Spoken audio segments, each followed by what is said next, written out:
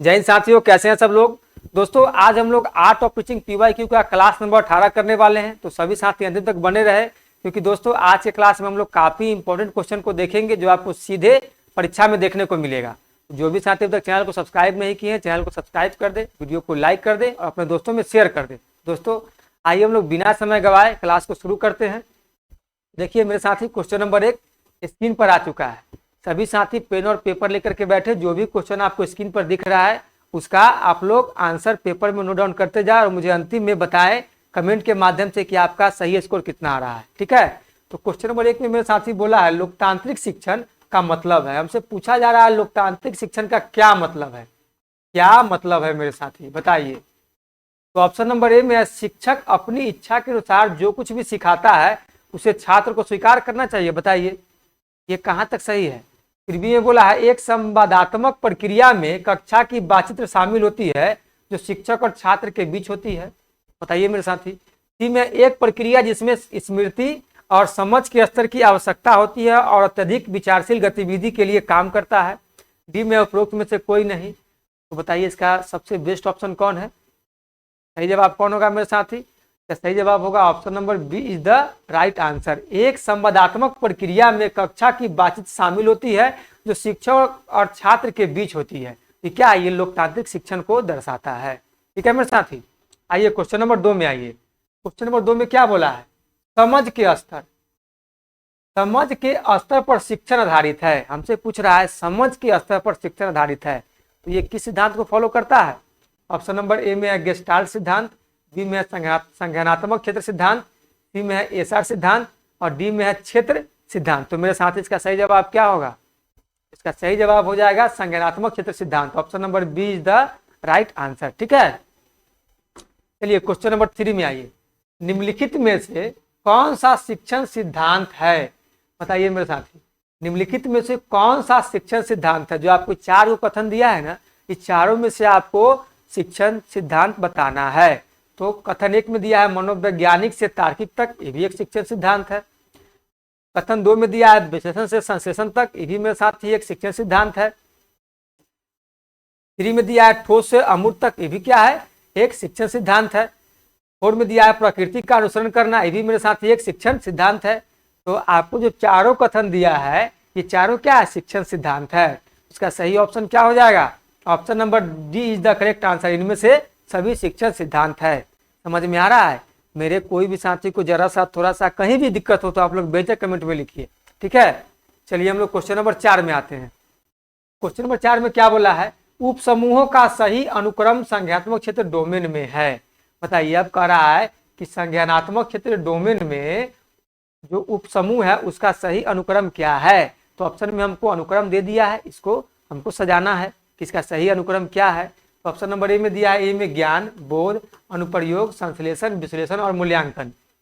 B में है ज्ञान, बोध, अनुप्रयोग, मूल्यांकन, विश्लेषण और संश्लेषण। सी में है ज्ञान, बोध, मूल्यांकन, अनुप्रयोग, विश्लेषण और संश्लेषण। डी में क्या है मेरे साथ, ज्ञान, बोध, अनुप्रयोग, विश्लेषण, संश्लेषण और मूल्यांकन। तो इसका सही जवाब क्या होगा मेरे साथ, इसका सही जवाब हो जाएगा option number D is the right answer. क्या होगा, पहले ज्ञान, फिर बोध, फिर अनुप्रयोग, फिर विश्लेषण, फिर संश्लेषण और तब अंत में मूल्यांकन। ठीक है, तो क्वेश्चन नंबर 4 का option number D is the correct answer. चलिए क्वेश्चन नंबर 5 में आइए। किसी विशेष घटना में भाग लेने की इच्छा है, किसी विशेष घटना में भाग लेने की इच्छा है, तो इसका सही जवाब क्या होगा बताइए। तो ऑप्शन नंबर ए में है उपस्थित होना, प्राप्त करना, बी में है जवाब देना, सी में है मूल्य निर्धारण करना और डी में मेरे साथ ही संगठित करना।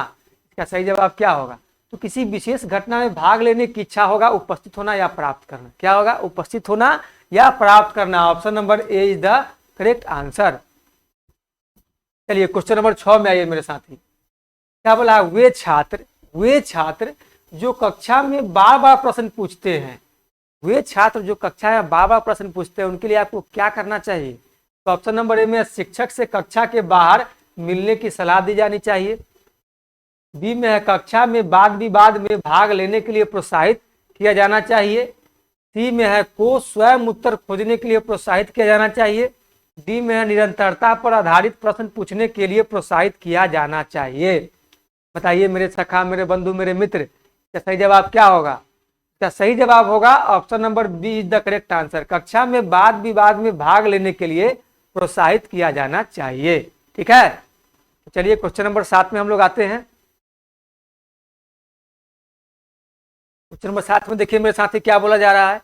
आंचल अपनी 5वीं कक्षा की ईवीएस कक्षा में अक्सर खोजी और कल्पनाशील प्रश्न पूछती है। आंचल अपनी 5वीं कक्षा की ईवीएस कक्षा में अक्सर खोजी और कल्पनाशील प्रश्न पूछती है।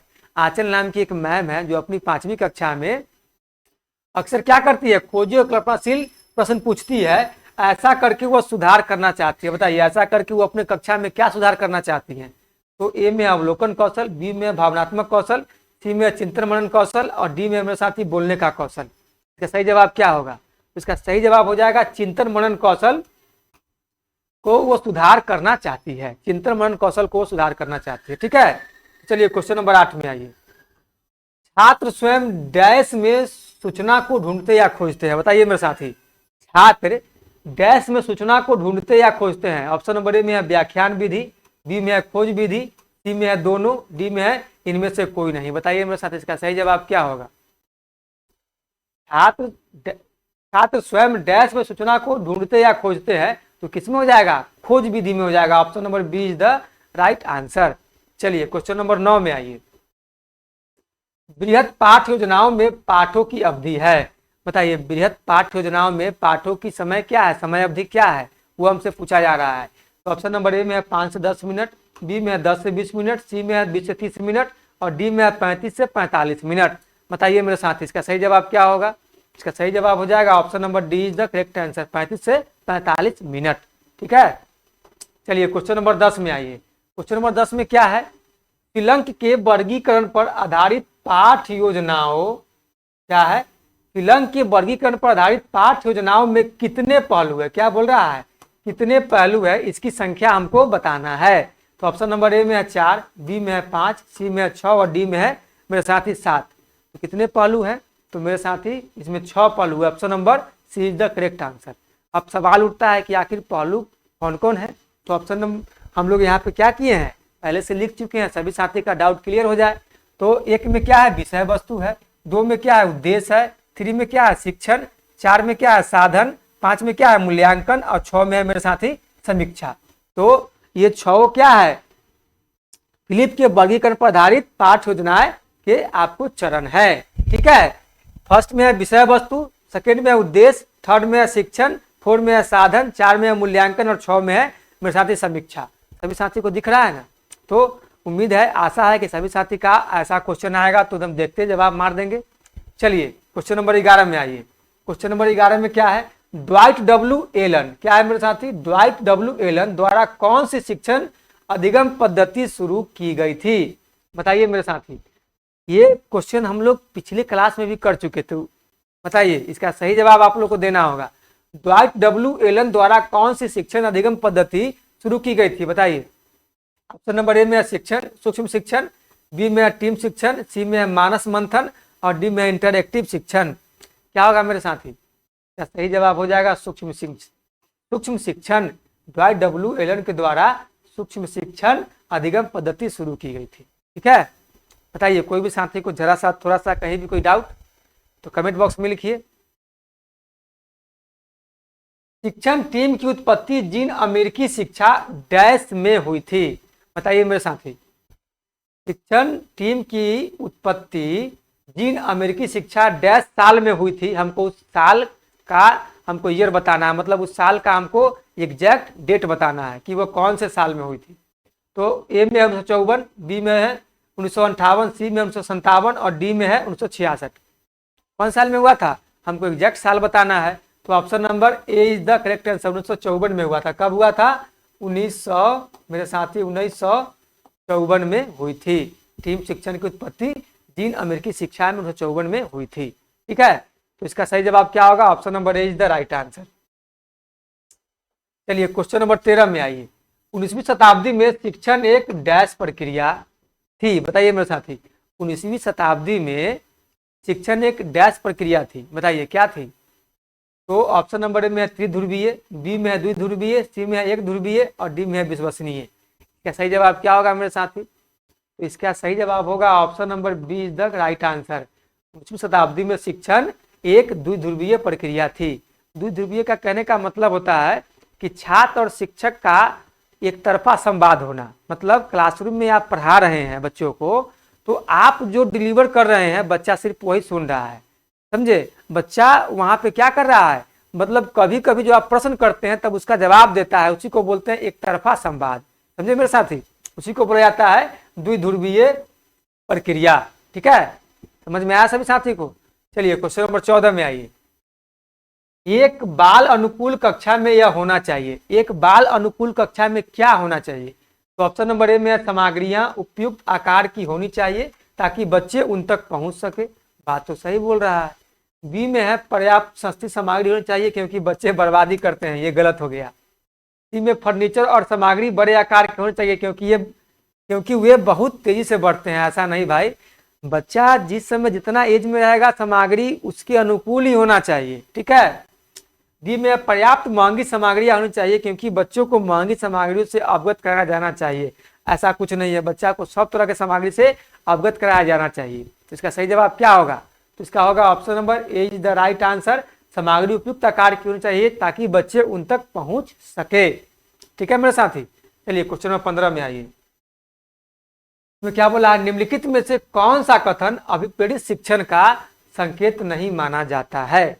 बताइए मेरे साथी, निम्नलिखित में से कौन सा कथन अभिप्रेरित शिक्षण का संकेत नहीं माना जाता है? इसमें से कौन सा कथन है? देखिए, ए में है छात्र बहुत सारे प्रश्न पूछते हैं।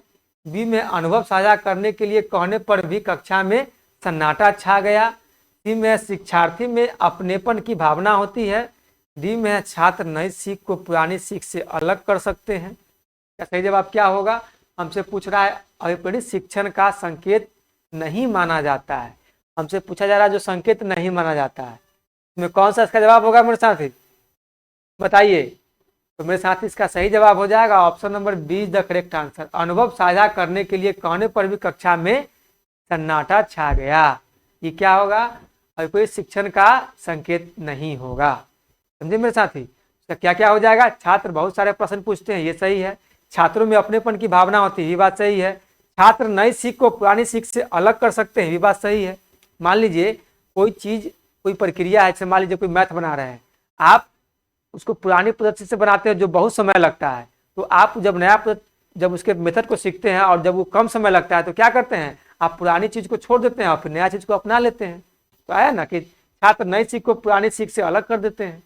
जब नया सीख लेते तो जब आप नया चीज सीख लेते हैं मेथड, तो पुरानी को आप छोड़ देते हैं।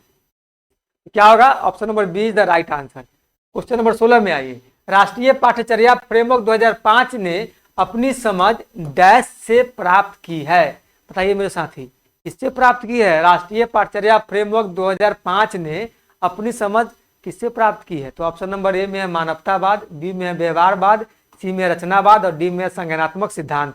मेरे साथ इसका सही जवाब क्या होगा? इसका सही जवाब हो जाएगा रचनावाद। Option number C is the right answer. ठीक है। चलिए क्वेश्चन नंबर 17 में आइए। क्वेश्चन नंबर 17 में मेरे साथी क्या बोला जा रहा है, ध्यान दीजिए। व्यक्तिगत विविधताओं वाले बच्चों को पढ़ाने के लिए ऐसे विद्यालय होने चाहिए जहां शिक्षक को क्या करना होगा? बताइए।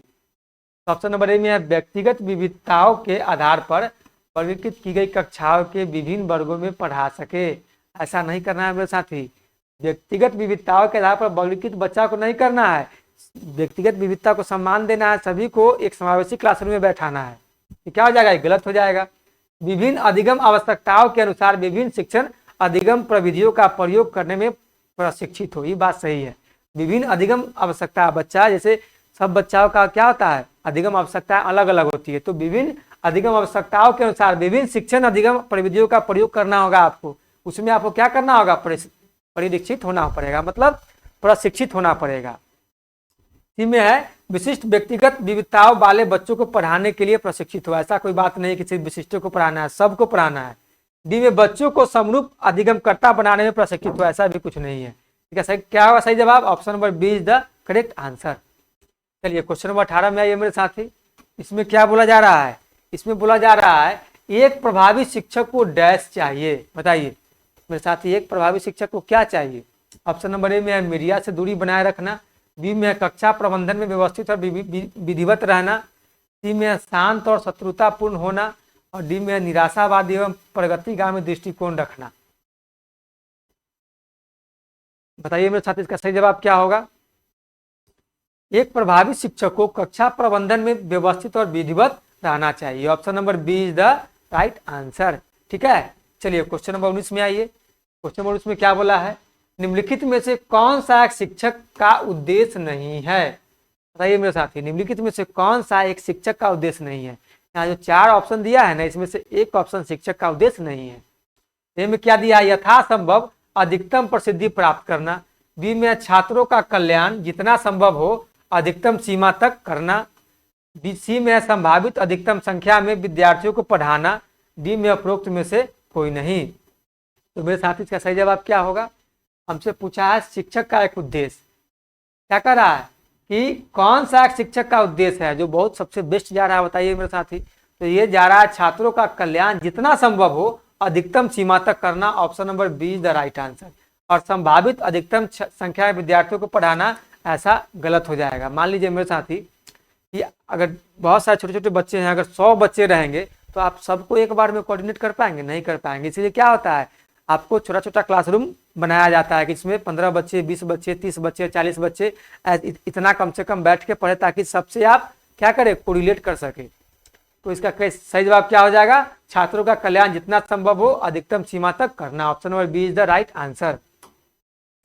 20 में आइए, गतिविधि आधारित शिक्षण है। बताइए गतिविधि आधारित शिक्षण क्या है, हमसे पूछ रहा है। ए में है शिक्षक केंद्रित, बी में है छात्र केंद्रित, सी में है विषय केंद्रित, और डी में है वर्ग केंद्रित। बताइए मेरे साथी सही जवाब क्या होगा।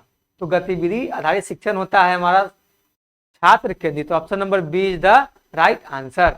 चलिए क्वेश्चन नंबर 21 में आइए मेरे साथी। क्वेश्चन नंबर 21 में क्या बोला जा रहा है, आकलन डैश है यदि यह लगातार समान या समान छात्रों के साथ समान परिणाम प्राप्त करता है। बताइए मेरे साथी, आकलन डैश है यदि यह लगातार समान या समान छात्रों के साथ समान परिणाम प्राप्त करता है। तो आकलन क्या है मेरे साथी यहाँ पे। तो ऑप्शन नंबर ए में है वैध, बी में है अवैध, सी में है विश्वसनीय, और डी में है अविश्वसनीय। बताइए क्या होगा दोस्तों। यहाँ पे आकलन हो जाएगा विश्वसनीय। Option number C is the right answer. ठीक है, चलिए क्वेश्चन नंबर 22 में आइए। क्वेश्चन नंबर 22 में मेरे साथ क्या बोला जा रहा है, रचनात्मक मूल्यांकन को सबसे अच्छा वर्णित करता है। बताइए रचनात्मक मूल्यांकन को सबसे अच्छा वर्णित कौन करता है। ये चारों ऑप्शन में से रचनात्मक मूल्यांकन को सबसे अच्छा वर्णित जो कर रहा है उसको हमको छांटना है। ऑप्शन नंबर में एक शिक्षण इकाई के अंत में छात्रों का आकलन करना, बी में सीखने की प्रक्रिया के दौरान छात्रों का आकलन करना, सी में छात्रों के समग्र प्रदर्शन का आकलन करना, डी में छात्रों के ज्ञान के दीर्घकालिक प्रतिधारण का आकलन करना। तो मेरे साथ इसका सही जवाब क्या होगा, सही जवाब हो जाएगा option number B is the correct answer. सीखने की प्रक्रिया के दौरान छात्रों का आकलन करना ये रचनात्मक मूल्यांकन का सबसे अच्छा प्रदर्शन है। ठीक है, क्वेश्चन नंबर 23 में आइए। किस आकलन तकनीक में, तो क्या पूछ रहा है मेरे साथी, किस आकलन तकनीक में छात्रों को किसी समस्या को हल करने या किसी कार्य को पूरा करने के लिए मिलकर काम करना शामिल है। बताइए मेरे साथी किस आकलन तकनीक में। तो ऑप्शन नंबर ए में रचनात्मक आकलन, बी में योगात्मक आकलन, सी में सहयोगात्मक आकलन, और डी में समूह आकलन। बताइए इसका सही जवाब क्या होगा। सभी साथी कमेंट में बताइए, और सभी साथी को अगर आज की क्लास में मजा आ रहा है तो लाइक का बटन भी दबा दीजिए। ठीक है, तो मेरे साथी इसका सही जवाब हो जाएगा option number C is the right answer, सहयोगात्मक आकलन। क्या होगा, सहयोगात्मक आकलन। चलिए क्वेश्चन नंबर 24 में आइए। एक पाठ्यचर्या स्कूल का ब्लूप्रिंट है। क्या है मेरे साथी, एक पाठ्यचर्या एक स्कूल का ब्लूप्रिंट है जिसमें इसके लिए अनुभव शामिल है। अब बताइए इसमें किसका अनुभव शामिल है। तो ए में है विशेषज्ञ का, बी में है शिक्षक का, सी में है शिक्षार्थी का, और डी में है पाठ्यचर्या योजनाकार का। बताइए इसमें किसका अनुभव शामिल है। मेरे साथी ये क्वेश्चन का जवाब गलत नहीं होना चाहिए, सभी साथी एकदम करेक्ट आंसर मारिए। मेरे साथ इसका सही जवाब हो जाएगा option number see the right answer, शिक्षार्थी का। किसका होगा, शिक्षार्थी का। चलिए क्वेश्चन नंबर 25 में आइए। एकीकृत पाठ्यचर्या का उद्देश्य है, बताइए मेरे साथी, एकीकृत पाठ्यचर्या का क्या उद्देश्य है? तो ऑप्शन नंबर ए में है किताबों की संख्या में वृद्धि, बी में है किताबों की संख्या में कमी, सी में है छात्र नामांकन में वृद्धि और डी में है ड्रॉप आउट में कमी। बताइए मेरे साथी, एकीकृत पाठ्यचर्या का उद्देश्य क्या है? मेरे साथी, एकीकृत पाठ्यचर्या का उद्देश्य है ड्रॉप आउट में कमी करना, ड्रॉप आउट में कमी करना। Option number D is the correct answer. किताबों की संख्या में न वृद्धि करना, किताबों की संख्या में न कमी करना, छात्र नामांकन में न वृद्धि करना, इसका बस एक ही काम है, ड्रॉप आउट में कमी। मतलब जो बच्चे पढ़ाई से भाग रहे हैं उस बच्चे को भागने से रोकना। ठीक है, तो ये भी नहीं होगा, ये भी नहीं होगा, ये भी नहीं होगा, तो इसका क्या होगा? Option number D is the right answer. Question number 26 में आइए। अपसारी चिंतन, क्वेश्चन नंबर 26 में क्या है मेरे साथी? अपसारी चिंतन के लिए निम्नलिखित में से क्या आवश्यक है? बताइए, अपसारी चिंतन में से अपसारी चिंतन के लिए निम्नलिखित में से क्या आवश्यक है? बताइए। ऑप्शन नंबर ए में है वर्गीकरण, बी में है विचारों का प्रवाह, सी में अंक गणितीय तर्क और डी में है मेरे साथी एक उपाय। क्या सही जवाब होगा? बताइए, अपसारी चिंतन के लिए इन सभी में से क्या आवश्यक है? तो मेरे साथी, इन सभी में से आवश्यक है विचारों का प्रवाह। विचारों का प्रवाह अपसारी चिंतन का प्रदर्शन है। ठीक है, option number B is the right answer. चलिए क्वेश्चन, आइए दोस्तों हम लोग क्वेश्चन नंबर 27 देखेंगे। क्वेश्चन नंबर 27 में क्या बोला गया, ध्यान से पढ़िए। निम्नलिखित में से कौन सा जोड़ा गलत सुमेलित है? हमको इन चारों ऑप्शन में से मेरे साथी गलत जोड़ा छांटना है, जो गलत जोड़ा सुमेलित किया गया है। तो ऑप्शन नंबर ए में क्या है? प्याजे का नैतिक विकास, है ना, प्याजे का नैतिक विकास। तो हमारे जितने भी साथी है देखते इसको क्या करेंगे, काट देंगे कि यही हमको मिल गया गलत जवाब।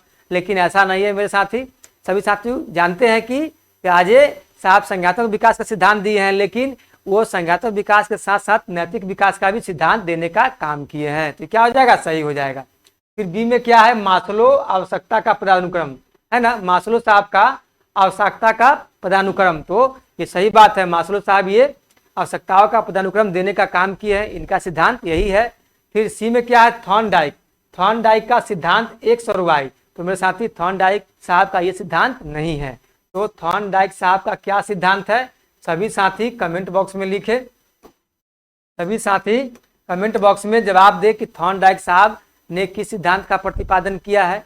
और ऑप्शन नंबर डी में क्या है? स्किनर का प्रोग्राम लर्निंग। तो बात सही है, स्किनर साहब ने प्रोग्राम लर्निंग देने का काम किया है। तो इस क्वेश्चन के अकॉर्डिंग हमारा क्या हो जाएगा सही जवाब? तो इस क्वेश्चन के अकॉर्डिंग मेरा सही जवाब हो जाएगा option number C is the right answer. और सभी साथी कमेंट बॉक्स में बताएं कि थॉर्नडाइक साहब ने किस सिद्धांत का प्रतिपादन किया है।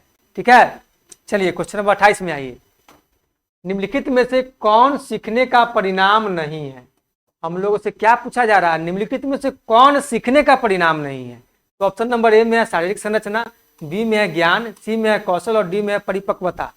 तो मेरे साथी, शारीरिक संरचना तो सीखने का परिणाम है, ज्ञान भी सीखने का परिणाम है, कौशल भी सीखने का परिणाम है, लेकिन परिपक्वता क्या है? ये सीखने का परिणाम नहीं है। तो ऑप्शन नंबर डी क्या हो जाएगा? हमारे क्वेश्चन नंबर 28 के अकॉर्डिंग राइट आंसर हो जाएगा। चलिए क्वेश्चन नंबर 29 में आइए। ऑडियो विजुअल सामग्री किससे संबंधित है? मेरे साथी, ऑडियो विजुअल सामग्री किससे संबंधित है? तो ऑप्शन नंबर ए में है श्रवण और दृष्टि, बी में है भावना, सी में है दर्द और डी में है मेरे साथी स्वाद। बताइए किससे संबंधित है?